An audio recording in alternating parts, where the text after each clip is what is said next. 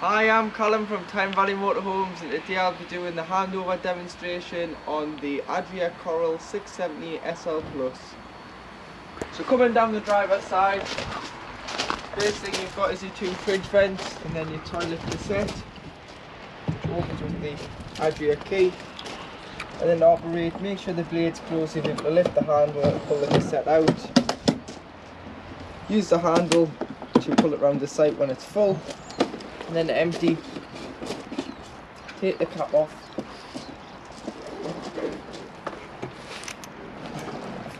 press the button and tip out.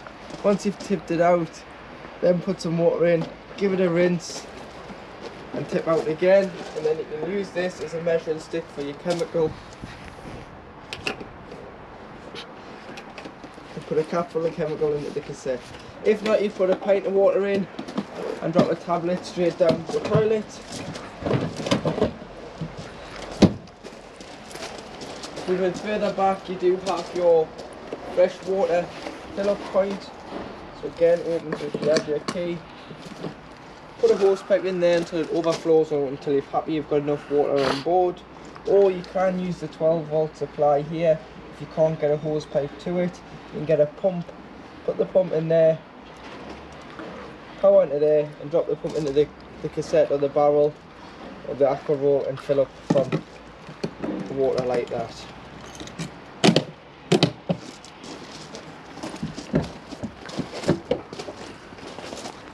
In your garage, you've got your fresh water reading here.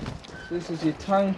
You can see on the panel how much you've got on board, but you can open it from the top here. So on the top there's a little wheel and it'll tell you how much, so you can open halfway to 20 or all the way to drop all the water, which is just here, just that one there.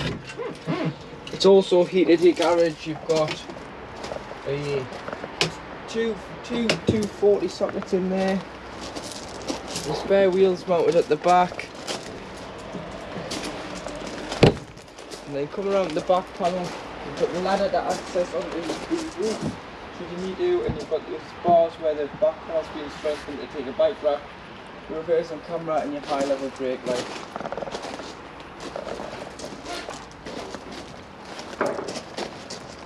Got another access door for your garage, and you do have your grey water waste which you drive over a grid on the way out of your site to empty, and there's a handle just next to it and you can turn that and just drop the water into the ground.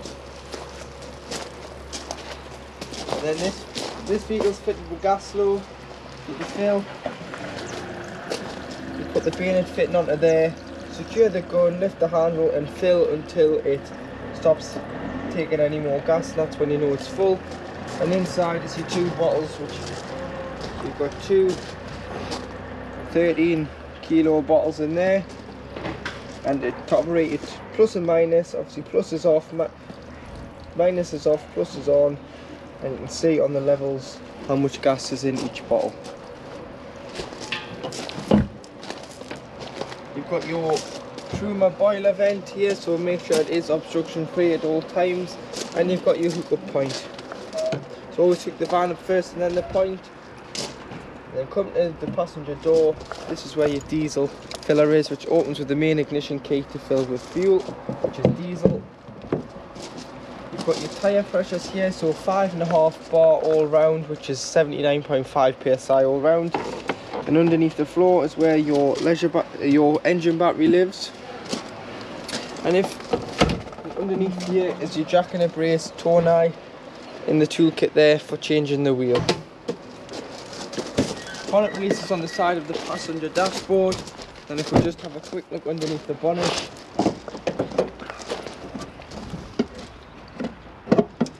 you do have your weight, so it's 3.5 tonne, and then the gross vehicle weight, the train weight of the vehicle and a trailer is an extra 2 tonne, so 5.5 tonne. You've got your earth for jump starting, so your black clip would go on there, and then your red clip would go if you just lift this cover here onto this plate here, so that's for your positive.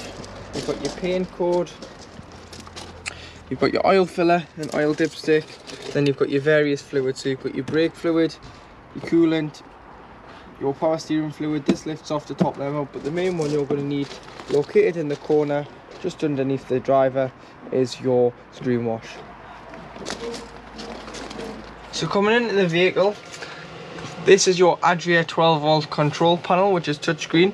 So you touch it. So if you just touch the on button, you can then turn the vehicle on and off, either 240 if you're hooked up and it'll indicate here, or 12 volt if you're not, as you'll only be running off your leisure batteries.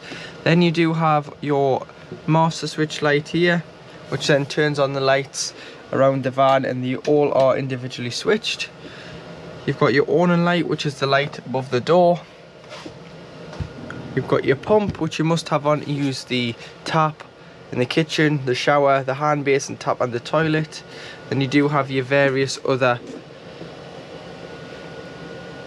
levels. So you've got your freshwater level, which is your blue one on the bottom. You've got your red one, which is your waste, which is 0 because I've opened it. You've got B1, which is the truck, which is your fade engine battery, which is located in the floor of the cab. And then you've got battery 2, which is your leisure battery. You can then see the current ampage coming off the battery here, and you've got the internal and external temperature. Above you've got your digital Truma heating and hot water control panel. So to turn on from the start, you just press and hold until you got this screen, until it came alive, and then what you need to do is press enter, and then you've got your various settings. So you've got your van with the thermometer in, which is your temperature of the vehicle that you set. So you can turn it all the way to off, or you can turn it all the way to 30 degrees. So for this we'll just say 26 degrees, and then you press OK, and that sets the heating at 26 degrees.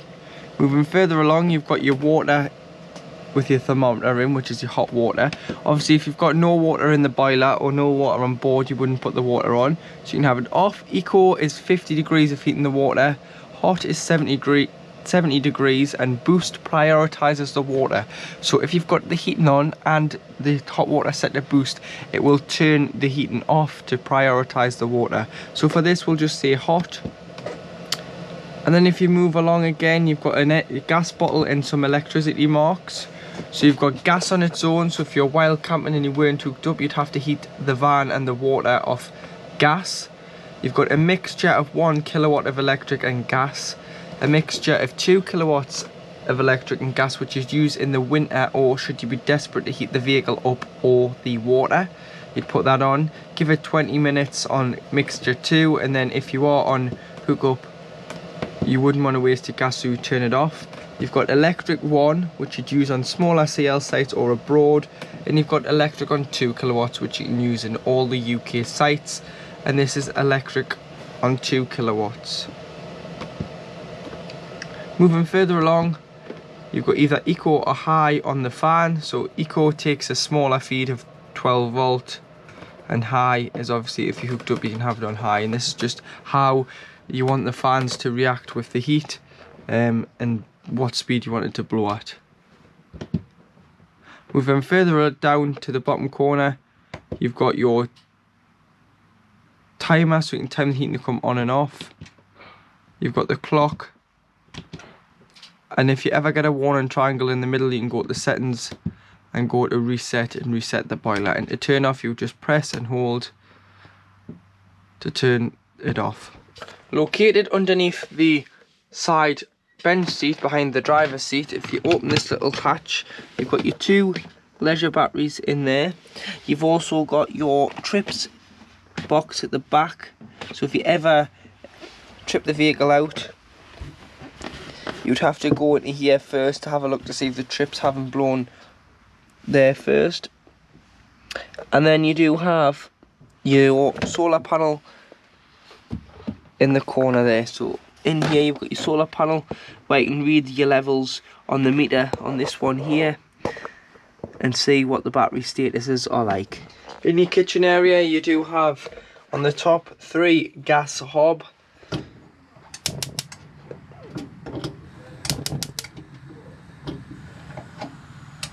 So That's all three lit. Like so. Obviously allow them to cool before you put the lid down. Got your sink with your cover, and then below you've got your fed oven and grill. Got your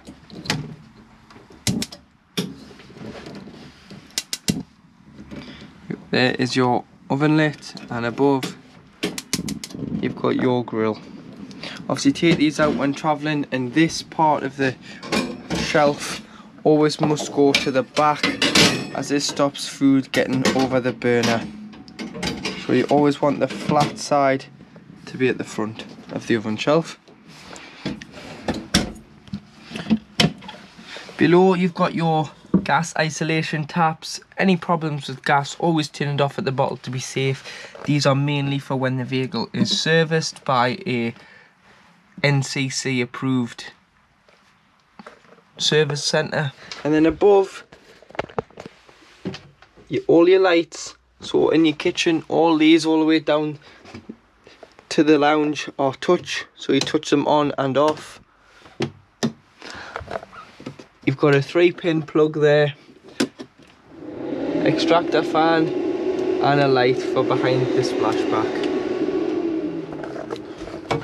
And then to operate your windows, you would just push the buttons in,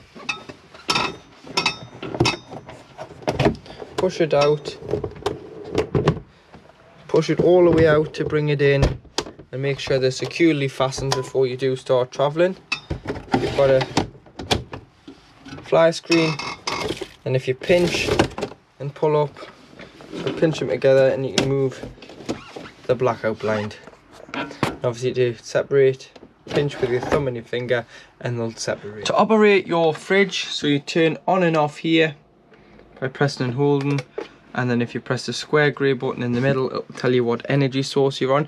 So this is an automatic energy selection fridge, so it'll find the best source for you. So at the moment the gas is open but we're hooked up, so it knows that to use the hookup and not the gas. But if I was to take the hookup out, it would go over to gas. And if I was then to start the engine, it would go to the battery, which is off the alternator, so it's off the engine side of the battery, not the leisure battery, as the leisure battery couldn't cope with the fridge to power. So if you manually wanted to change it, you'd press the square button, wait until everything started flashing, and then you can use the arrows. So there we've gone to mains hookup, we've gone to battery, and then asks you what temperature you want, so you can adjust the temperature, press OK. That's failed because it's went to red because the engine isn't running. Or I can press and hold and go over to the gas, and that's lit on gas. Obviously the automatic side for the gas is programmed to wait 20 minutes once you've turned off the engine. So say you've pulled into a filling station but you've left your gas open. Obviously once you knock the engine off, it's got no 12-volt supply. It's not going to find hookup because you're not hooked up. But if your gas is open, it's going to find gas. But it's programmed to wait 20 minutes before lighting on gas, because the last thing you want to do is for your fridge to be sparking at a fuel station. So if you were then situated on a site and you wanted it to go on gas, you're wild camping, you'd have to manually put it onto gas for 20 minutes and then you can put it back onto automatic. And obviously the idea with the fridge is if you're lucky enough to keep it at home, you'd hook it up the day before or 2 days before, put your shopping in the night before, allow the shopping to get lovely and cool in the fridge, and then you could, if it's on automatic, as soon as you start the engine, it will go on to the 12-volt and keep your shopping nice and fresh. Otherwise, you'd have to fill it when you got there, and obviously the shopping won't be as fresh. So no matter how long you travel with it on auto or on the battery, once the engine's running and the fridge has been pre-cooled with the shopping in, it should stay nice and fresh. You've got your freezer box, and then you've got this little tab here. So the last thing you want to do when you've winterized it, cleaned your fridge out, leave nothing in it, and you've put it away in storage, is shut the door. So you can pull that little catch out, and it basically allows the door a little bit of breathing space to allow air in and out, stop any mold growing in the fridge. And at the back of the vehicle, you've got a little rocker switch on either side, which is just a light for when you are in your wardrobe area. You can put a light on. And should you've got twin singles here, but should you want to make it into a double across the width of the vehicle, what you need to do is pull the extra support out and use the cushion into here, and then you do have a double bed across the vehicle. And then underneath the cabinets in the bedroom area, you've got a switch which turns on all your lights, which is dimmable as well, so if you just press and hold you can dim it down. You've got 2 USBs for charging, and then you can either have your night light on or you can have the actual lamp on. And then open all the cupboards within the van if you push the catch down first and then open. And you've also got the skylight that you can turn to open. Obviously make sure it's securely shut before you do start travelling anywhere, and if it's windy obviously don't open the skylight. You've got a blackout blind and a fly screen on there, you need a pinch to separate.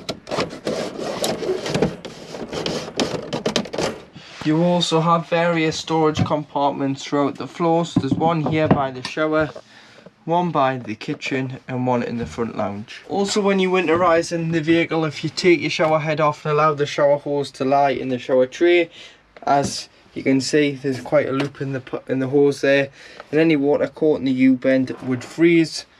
So allow the shower hose to lie flat in the shower tray, open the taps to allow any water in the pipes to come out and to stop any airlock. And obviously when you're travelling you'd make sure that your shower screens, so they are magnetic, and then you would just lift the catch round and lock them into place. Your bathroom door will then act as your bedroom door for privacy, and in here you've got your toilet. So to operate your toilet, make sure the pump's on. You'll be able to press the button and then open the trap door. Use the toilet with the trapdoor open, flush and then close, and obviously make sure it's closed to get the cassette out the exterior of the vehicle, otherwise it won't come out. And now you can see the water pump working on the toilet. And this is showing your hot water working. That's lovely and hot there. And your toiletry cabinet, if you just press to unlock the sliding toiletry cabinet, and you can lock that into place to stop it sliding around when you're driving. And then you do have a blackout blind and a fly screen. Your boiler frost control drain down is located underneath the rear seat, so if you just lift this cage off, there you'll see your boiler drain. So to drop your water in the winter, this is an automatic frost control valve, so it will drop at 3 degrees, but don't rely on it. Always winterize the vehicle yourself, and to do so you turn it, the button will pop out, the nib will pop out the top of the diamond, and it will drain the 10 litres of water directly out underneath the chassis.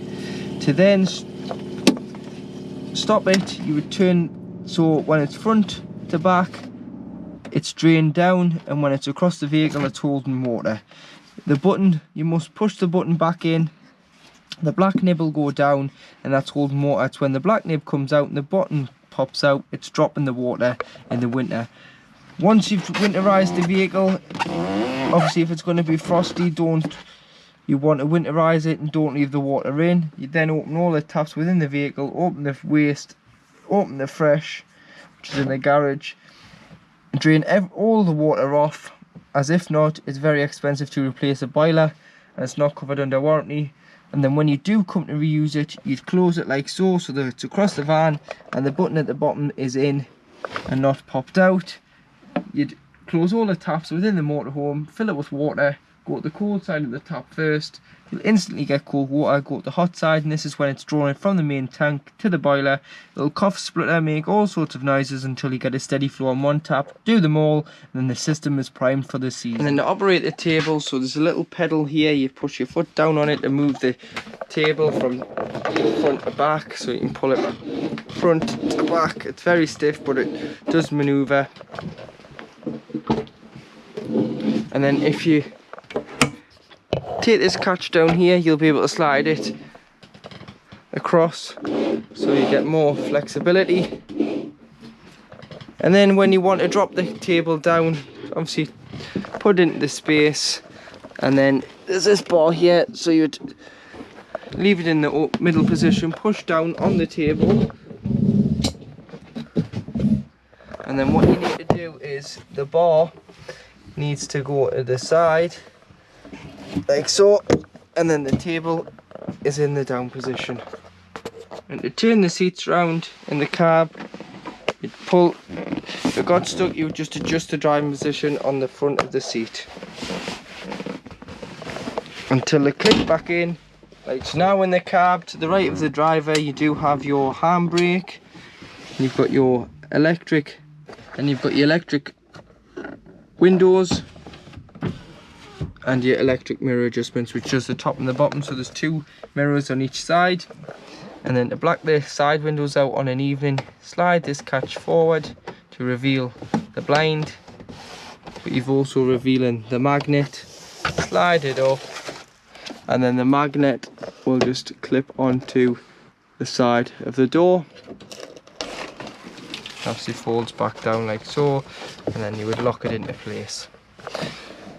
The windscreen you'd pinch with your thumb and your finger.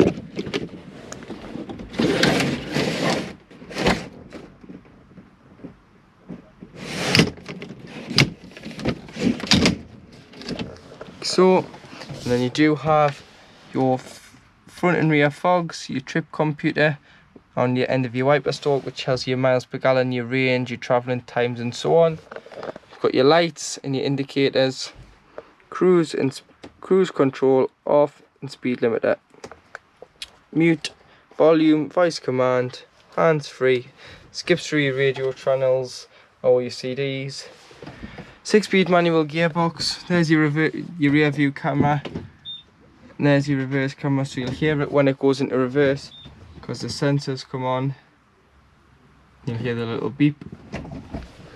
You've got your traction, this turns your traction control off. Forget about this, it doesn't exist. It's for an automatic, it's hill descent control, but this is a manual. You would control it downhill with your gears.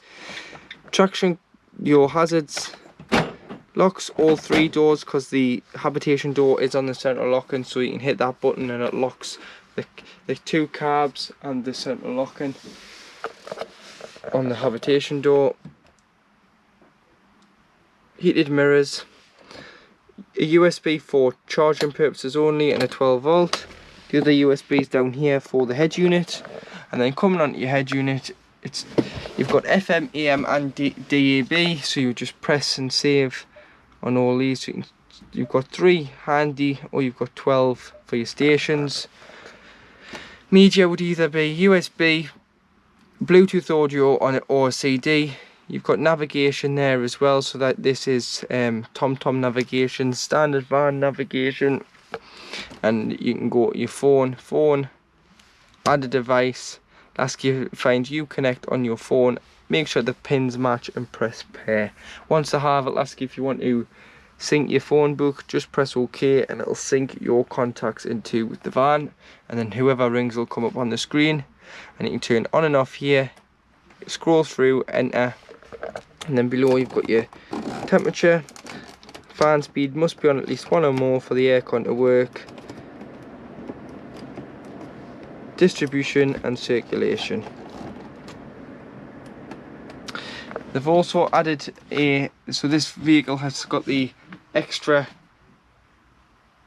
additional feature of having tyre pal on, which somebody has put on previous, and this is a tyre pressure monitoring system, so you can see that your tyre levels there, and it'll indicate when they are low and need to be topped up. As the Ducato doesn't come with tyre pressure monitoring sensors as standard, this is an additional aftermarket accessory. Thank you for watching this handover presentation on the Adria Coral 670 SL Plus. Should you be interested in a vehicle like this, please contact Tyne Valley Motorhomes on 01207 272 777 or email our sales department at sales@tynevalleymotorhomes.co.uk. Should you need any other queries about the vehicle or the demonstration or how to work anything, please contact us again on 01207 272 777. Thank you very much for watching this video. And this one is also fitted with an aftermarket air suspension. So to top the air suspension up, you just put a compressor on here onto the nipples, just like the tires. So just like topping your tires up, you'd put it on, read the PSI inside, and you can top it up accordingly to what you require with the weight you've got on board.